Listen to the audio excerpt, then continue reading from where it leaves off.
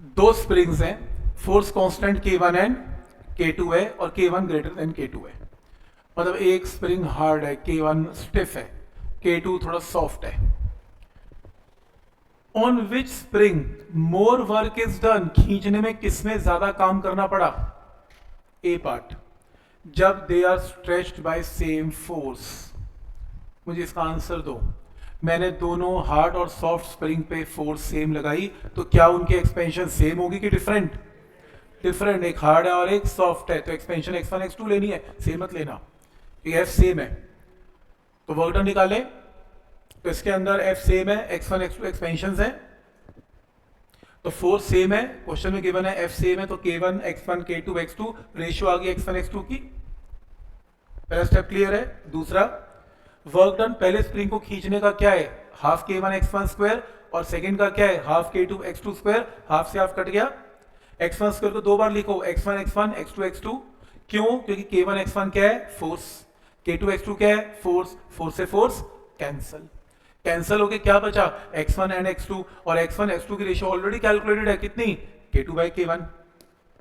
तो इसका मतलब मेरे पास क्या आ गया? W1 डिवाइडेड बाई W2 किसके इक्वल आ गया?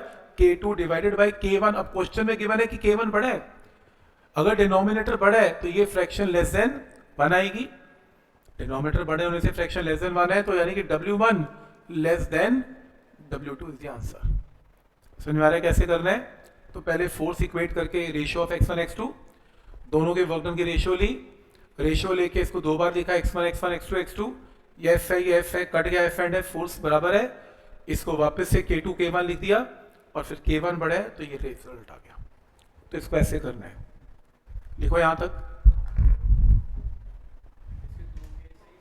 दो केस है, एक और केस है।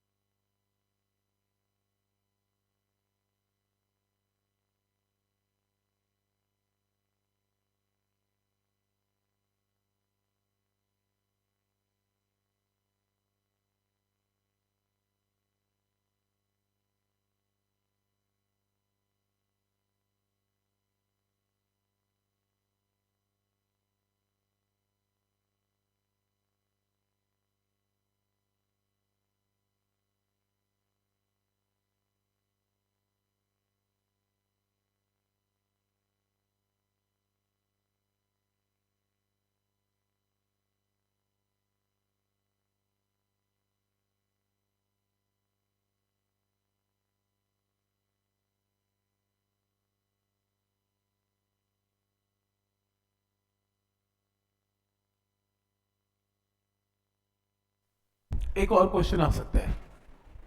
पहला क्वेश्चन क्या है? वर्क डन बताओ किस में ज्यादा होगा when they are stretch by a same force.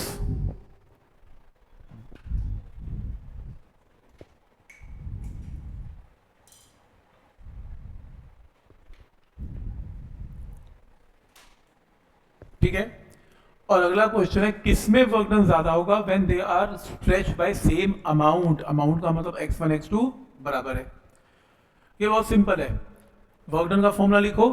Question already कह रहा है x और x बराबर ही है, तो यहां से सॉल्व करके क्या आ गया? K1 K2। अब K1 बराबर है तो न्यूमिनेटर बड़ा है, न्यूमिनेटर बड़ा का मतलब फ्रैक्शन ग्रेटर देन 1 है, ग्रेटर देन 1 का मतलब W1 ग्रेटर देन W2 है, तो W1 greater than W2। Note कर लो इसे।